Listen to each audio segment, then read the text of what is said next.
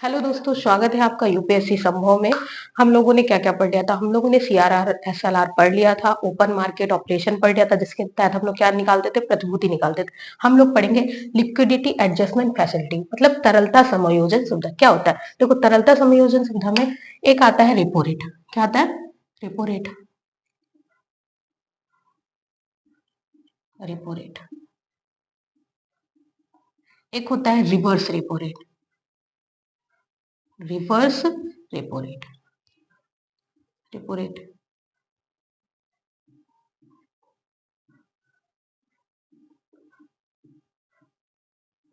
एक होता है एमएसएफ, मार्जिनिंग स्टैंडिंग फैसिलिटी, सीमांत स्थायी सुविधा।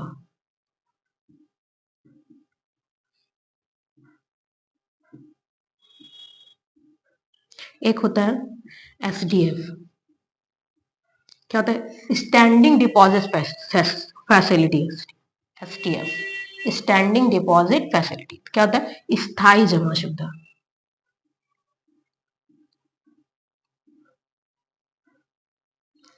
ठीक है। वैसे ये मेन इसमें आते हैं क्या? Repo rate, reverse rate. लेकिन ये भी आता है। तो देखो, हम एलएफ पढ़ते हैं। एलएफ क्या होता है? तरलता समायोजन सुविधा, लिक्विडिटी एडजस्टमेंट फैसिलिटी। किसे बोलते हैं? देखो, रेपो रेट किसे कहते हैं?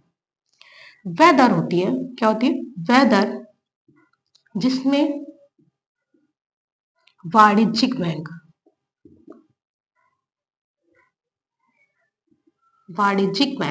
आरबीआई से अल्पकालिक अल्पकालिक क्या कर सकते हैं? ऋण ले लेते हैं या ले सकते हैं। क्या होता है? जब वाणिज्यिक बैंक को क्या हो जाए, पैसे उनके पास क्या होता है? पैसे की कमी आ जाती है, तो वो क्या कर सकते हैं? आरबीआई से अल्पकालिक ऋण, मतलब 90 दिनों के अंदर, अल्पकालिक दिन 90 दिनों तक क्या कर सकते हैं के लिए ये रेपो रेट पे क्या कर सकते हैं? ऋण ले सकते हैं। और किस पे? प्रतिभूति जमा करके, सिक्योरिटी को, संपार्श्विक को क्या कर सकते हैं? प्रतिभूति जमा करके। ठीक है। क्या होता है? आरबीआई क्या करेगी? आरबीआई से बैंक क्या लेंगे? ऋण लेंगे। बैंक ऋण लेंगे ना, किससे? आरबीआई से। तो इसके लिए क्या करना होगा? ये क्या करेंगे? ये जो इनके पास जो भी सिक्योरिटी है, जो भी क्या है, प्रतिभूति है, वो यहाँ पे क्या कर देगा? रख देगा। ये किस लिए? कितने दिन का होता है? अल्पकालिक होता है। क्या होता है? अल्पकालिक, मतलब 90 दिनों के लिए। 90 दिन तक के लिए क्या कर सकते हैं? बैंक क्या कर सकते हैं? आरबीआई से अल्पकालिक ऋण ले सकते हैं। किस पे? प्रतिभूति को जमा करके। उसको हम क्या करते हैं? उसको हम बोलते हैं रेपो रेट। इसी तरीके से reverse repo rate. Reverse repo rate क्या होता है? अब देखो, इसमें तो क्या होता है कि बैंक आरबीआई से क्या लेते हैं? ऋण लेते हैं। लेकिन क्या होता है? बैंकों के पास भी तो अतिरिक्त पैसा होता है। तो इसमें क्या करते हैं? रिवर्स रेपो रेट में बैंक अपना बैंक अपना पैसा आरबीआई के पास क्या करते हैं?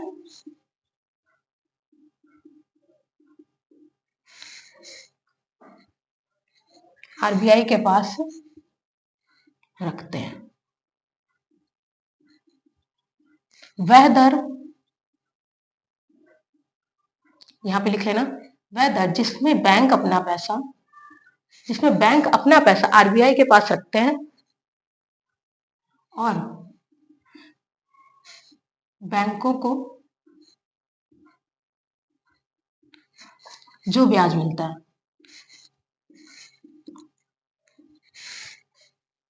बैंकों को ब्याज मिलता है। ठीक है। तो इसे क्या करते हैं? Reverse repo rate. ठीक है।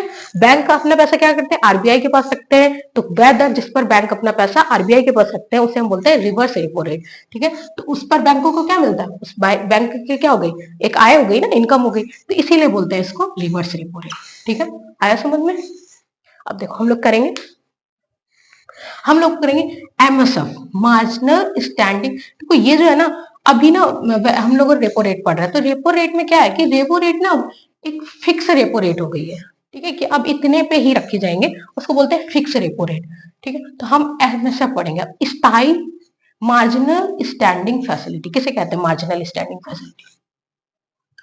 क्या होता है कि कभी कभी बैंक जो होता है, बैंकों को क्या होता है, अल्प बहुत मतलब रातों रात क्या होती है, पैसे की जरूरत पड़ जाती है। ठीक है, तो वो उनको क्या हो जाता है, वो इसी सुविधा के तहत क्या होता है, आरबीआई से क्या ले लेते हैं, पैसा ऋण ले लेते हैं। ठीक है, जब बैंकों को, इसमें लिखेंगे, रटना मत करिए, हर चीज को समझ के सीखिए। बैंकों को आपातकालीन आपातकालीन ऋण की ऋण की ऋण की सुविधा प्रदान करता है। क्या करता है ये बैंक जो है ना, आपातकालीन ऋण की सुविधा क्या करता है, ये प्रदान करता है। क्या, एमएसएफ। क्या होता है, बैंकों को अब एकदम कि हम लोग चले गए बैंक पे लेने हैं पैसा, तो अब क्या हो जाएगा, बैंकों के पास एक, बैंकों ने सबको दे दिया, एक लिमिट ही रखा रहता है। अब बैंकों को एकदम की जरूरत पड़ गई पैसे की, तो बैंक क्या करेगा, इसी सुविधा के तहत, एमएसएफ के तहत क्या करेगा, बैंक क्या कर लेगा, आरबीआई से क्या ले लेगा, ऋण ले लेगा। ठीक है, तो कितने, ये कितना होता है, इसमें क्या होता है, सिक्योरिटी प्रतिभूति को क्या करना होता है, जमा करके मिलता है। प्रतिभूति क्या करेगा, आरबीआई के पास क्या कर देगा, गिरवी रख देगा। ठीक है, प्रतिभूतियों को क्या कर देगा, जमा करके ही मिलता है। ये कितना होता है, एनडीटीएल का क्या होता है, ये नेट एंड टाइम लाइबिलिटी मैंने पढ़ाया था ना, एनडीटीएल का ये जो होता है ना, वो 1% तक ले सकता है। कितना ले सकता है, 1% तक। ठीक है, कौन ले सकता है, स्थायी एमएसएफ के थ्रू बैंक आरबीआई से क्या ले सकते हैं, पैसा ले सकते हैं। जब बैंक को क्या हो, आपातकालीन क्या होती है, जरूरत हो जाती है पैसे की, तो बैंक इस सुविधा के तहत क्या हो सकते हैं, पैसे ले सकते हैं आरबीआई के तहत। और ये जो होता है ना, ये भाई एक दिन में ले रहा है, अब आप किसी के पास जाओ, बोलो भाई मुझे तुरंत अभी जरूरत है, तो वो क्या करेगा, आपसे क्या करेगी, ब्याज दर अधिक लेगा। इसीलिए जो एमएसएफ है ना, इसके थ्रू जो लिया जाता है ना, ये क्या होता है, 25 पॉइंट क्या होता है, ये अधिक होता है, 0.25% क्या होता है, अधिक होता है। किससे, ये रेपो रेट से। ठीक है, तो एमएसएफ क्या होगा, 0.25% क्या होता है, एमएसएफ रेपो रेट से क्या होता है, अधिक होता है। ठीक है, अब देखो हम लोग पढ़ेंगे एसडीएफ।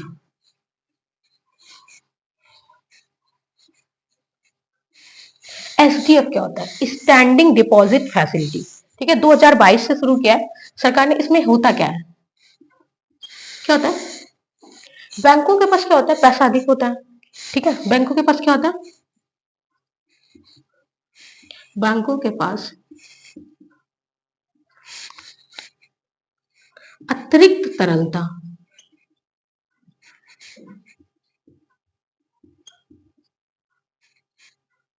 अतिरिक्त तरलता को आरबीआई,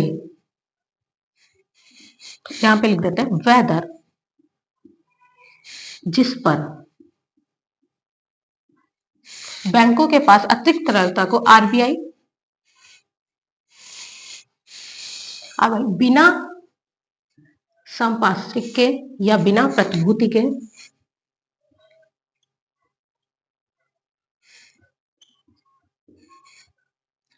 के पास अपने, बिना प्रतिभूति के अपने पास अवशोषित कर लेता है।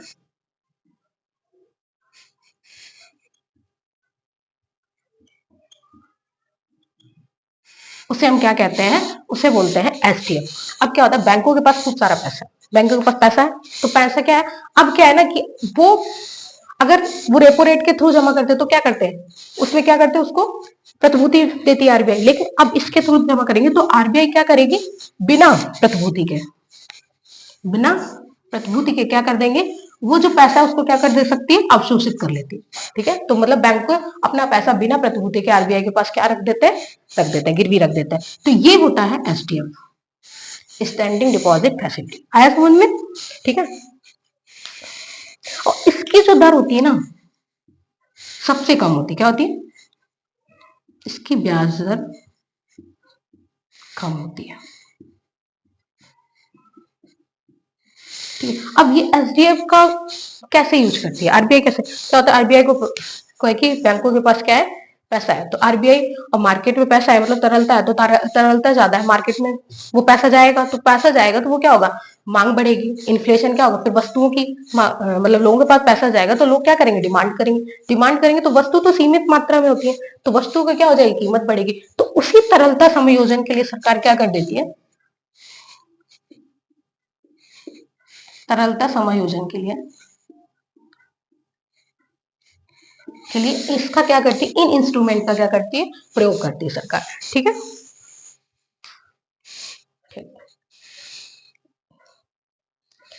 देखो अब हम लोग देखेंगे, देखो हम लोगों ने सीआरआर पढ़ लिया, एसएलआर पढ़ लिया,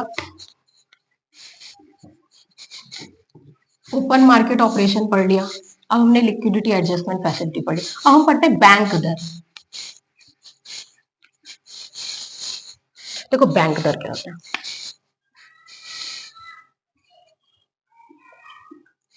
वह दर जिस पर बैंक आरबीआई से दीर्घकालीन ऋण लेता है, दीर्घकालिक ऋण लेते हैं, उसको हम क्या कहते हैं, बैंक दर कहते हैं। ठीक है, अभी हमने क्या पढ़ा था, एलएफ के थ्रू हमने पढ़ा था रेपो रेट रिवर्स, उसमें क्या करते हैं, लघुकालिक 90 दिन तक के लिए क्या करते हैं, ऋण लेते हैं, लेकिन इसमें क्या होता है, दीर्घकालिक, इसको हम क्या कहते हैं, बैंक दर। ठीक है, हम लोगों ने क्या कर लिया, ये सब कर लिया। देखो हम लोग अब देखेंगे ना, नीति देखेंगे, देखो क्या सरकार, जब महंगाई होती है, मुद्रास्फीति होती है और मंदी होती है, तो सरकार क्या करती है, नीति अपनाती है। मतलब एक होती है चीप पॉलिसी, सस्ती नीति, जिसको बोलते हैं विस्तारक नीति भी बोलते हैं। ठीक है, प्रसार प्रसार वाली नीति भी बोलते हैं। ठीक है, और एक होती है सस्ती नीति, एक होती है मौद्रिक, महंगी मौद्रिक नीति, या इसको बोलते हैं डियर, महंगी नीति, और इसको क्या बोलते हैं, विस्तारवादी नीति।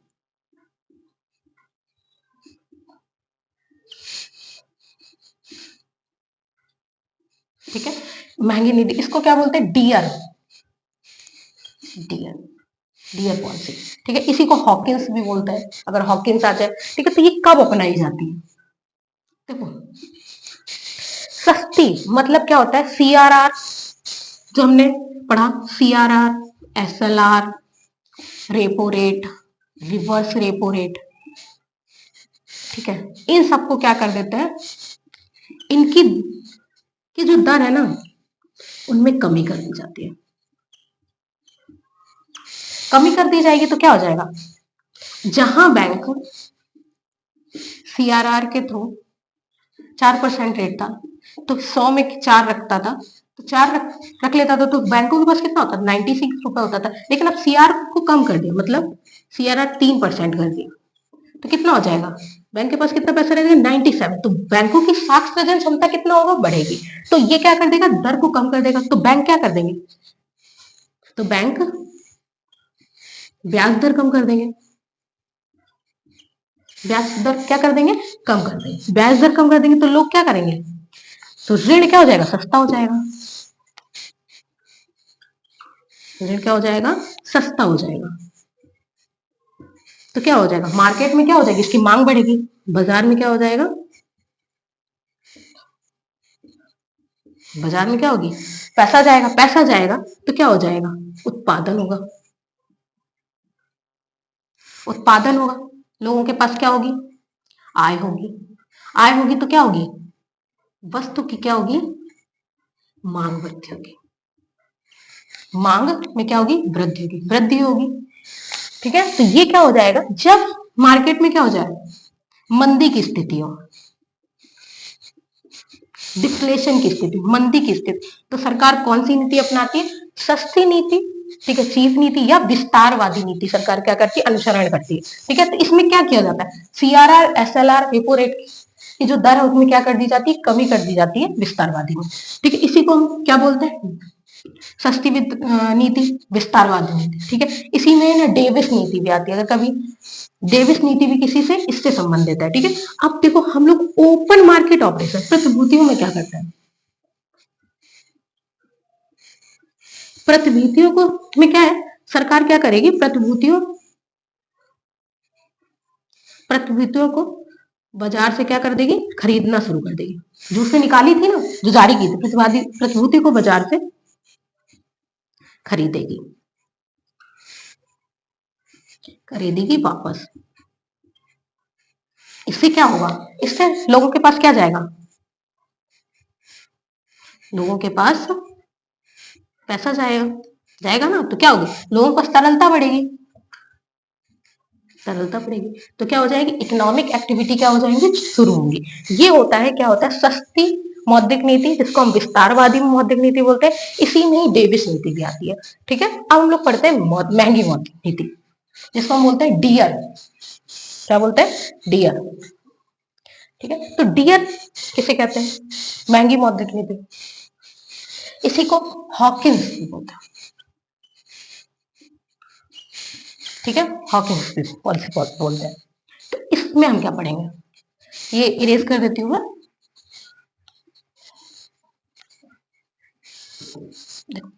हॉकिंस महंगी मौद्रिक, जब मार्केट में क्या हो ना, तरलता क्या हो, अधिक होती है, तो आरबीआई कौन सी नीति अपनाती है, तो ये महंगी मौद्रिक नीति अपनाई जाती है। कौन सी, महंगी मौद्रिक। इसमें क्या करता है, तरलता को क्या किया जाता है, अवशोषित करने के लिए, अतिरिक्त तरलता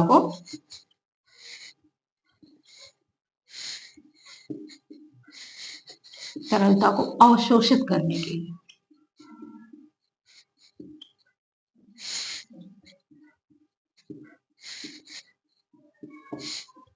कौन सी महंगी मौद्रिक नीति अपनाई जाती है, जिसे हम डियर मौद्रिक नीति भी बोलते हैं। क्या होता है ना, कई बार कंफ्यूज करके डियर लिखाता है, हॉकिस लिखाता है। ठीक है, तो हम ये सब याद रखना है, ये जो टर्म्स है ना छोटे छोटे, ये याद रखना है। इसका काम क्या होता है, अतिरिक्त तरलता को क्या करते हैं, अवशोषित। इसमें हम क्या कर देते हैं, CRR, SLR, repo rate, reverse repo rate, इन सब की क्या कर देते हैं, दर में क्या कर देते हैं, वृद्धि कर देते हैं।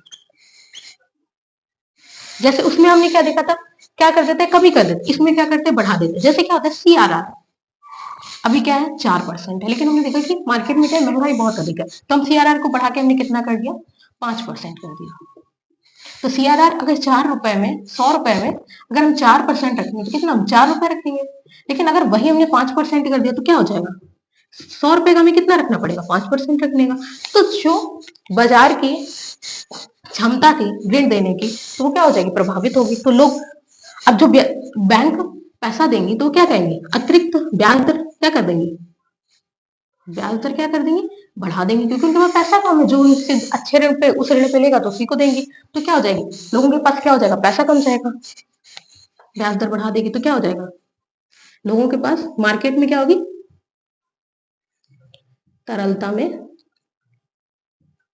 कमी आएगी। ठीक है, ब्याज दर होगी तो मार्केट में तरलता कमी होगी, तो क्या होगी, जो इन्फ्लेशन था वो क्या हो जाएगा, मैनेज हो जाएगा। ठीक है, तो इसमें क्या कर देगी, ब्याज दर में क्या कर देती है, वृद्धि। इसी तरीके से ओपन मार्केट ऑपरेशन क्या कर देती है, प्रतिभूति जारी करती है, बाजार में क्या करती है,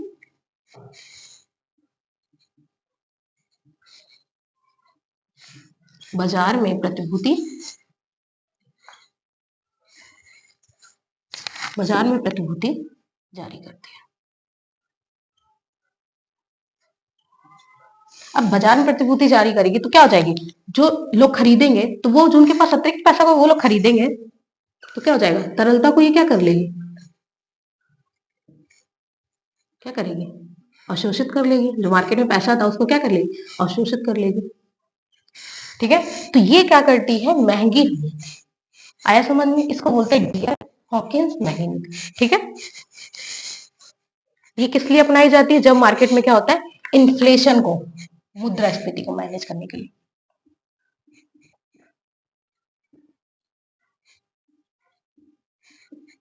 को प्रबंधित करने के लिए। ठीक है, हो गया, ठीक है।